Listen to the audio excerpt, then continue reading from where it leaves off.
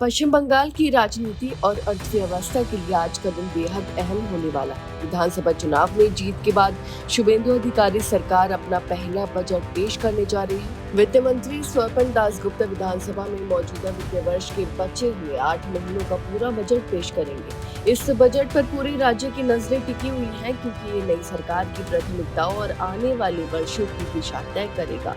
Budget पेश करने से पहले वित्त मंत्री स्वपन दासगुप्ता ने कहा कि लोगों ने बदलाव की उम्मीद के साथ सरकार को चुना है और उनकी उम्मीदों पर खरा उतरने की पूरी कोशिश की जाए। उन्होंने कहा कि सरकार को राज्य की आर्थिक स्थिति को ध्यान में रखते हुए संतुलन बनाना होगा, लेकिन इस बजट में विकास की स्पष्ट दिशा दिखाई जाएगी। हालांकि नई सरकार के सामने सबसे बड़ी चुनौती पश्चिम बंगाल पर बढ़ता कर्ज है। वित्त वर्ष 2025 से 2026 में राज्य का कुल कर्ज करीब 7.8 लाख करोड़ रुपए तक पहुंच चुका था।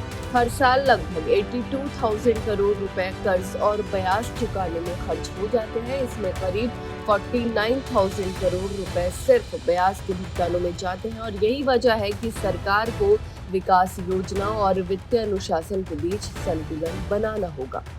इस बार के बजट में उद्योग, निवेश और रोजगार सबसे बड़े मुद्दे हो सकते हैं। उद्योग जगत को उम्मीद है कि सरकार निवेश बढ़ाने और रोजगार के नए अवसर पैदा करने के लिए बड़े कदम उठा सकती है। वहीं मैन्युफैक्चरिंग सेक्टर को राहत देने के लिए बिजली दरों में कमी जैसे फैसलों की भी उम्मीद जताई जा रही है। सूत्रों के मुताबिक सरकार नई औद्योगिक नीति का ऐलान कर सकती है और इस नीति में स्पेशल इकोनॉमी जोन यानी SEZ जमीन उपलब्ध कराने, निवेशकों को प्रोत्साहन देने और लॉजिस्टिक सुधार पर खास जोर दिया जा सकता है। इसके अलावा MSME सेक्टर के लिए भी अलग नीति लाने की तैयारी है। सरकार का लक्ष्य राज्य के करीब 90 लाख MSME इकाइयों को बेहतर सुविधा और आधुनिक इंफ्रास्ट्रक्चर उपलब्ध कराना है। वहीं युवाओं के लिए भी बजट में बड़े ऐलान की संभावना है। बीजेपी के चुनावी घोषणा पत्र के मुताबिक स्टार्टअप को बढ़ावा देने के लिए युवाओं को 10 लाख रुपए तक की आर्थिक सहायता देने का प्रस्ताव लाया जा सकता है। सरकार इस योजना के जरिए करीब 5 लाख युवाओं को जोड़ना चाहती है। वहीं सिंगुर में नया इंडस्ट्रियल हब विकसित करने का प्रस्ताव भी बजट का हिस्सा बन सकता है। इसके अलावा उद्योग लगाने के लिए वन विंडो सिस्टम लागू करने और पश्चिम बंगाल के पश्चिमी जिलों तथा उत्तर बंगाल के लिए अलग औद्योगिक नीति लाने की भी चर्चा है। वहीं सूत्रों के अनुसार अडानी और जिंदल ग्रुप जैसे बड़े उद्योग समूहों के साथ निवेश को लेकर बातचीत चल रही है। अडानी ग्रुप ने हुगली नदी के नीचे डीप सी पोर्ट और टनल प्रोजेक्ट्स में रुचि दिखाई है। सरकार राज्य छोड़कर जा चुकी उद्योग समूहों को वापस लाने की भी योजना बना रही है।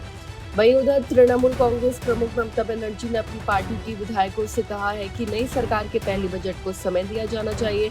उन्होंने कहा कि पहले ये देखा जाए कि सरकार क्या कदम उठाती है और बाद में जरूरत पड़ने पर इस पर चर्चा की जाएगी। अब सभी की निगाहें इस बात पर है कि शुभेंदु अधिकारी सरकार अपने पहले बजट में विकास, रोजगार और निवेश को लेकर क्या बड़े ऐलान करती है और क्या ये बजट पश्चिम बंगाल की आर्थिक तस्वीर बदलने की दिशा में कोई नया रास्ता दिखा पाएगा। आपके इस बारे में क्या राय है, हमें कमेंट करके जरूर बताएं। फिलहाल इस खबर में बस इतना ही और ऐसे ही तमाम खबरों को देखने के लिए देखते रहिए भारत एक्सप्रेस।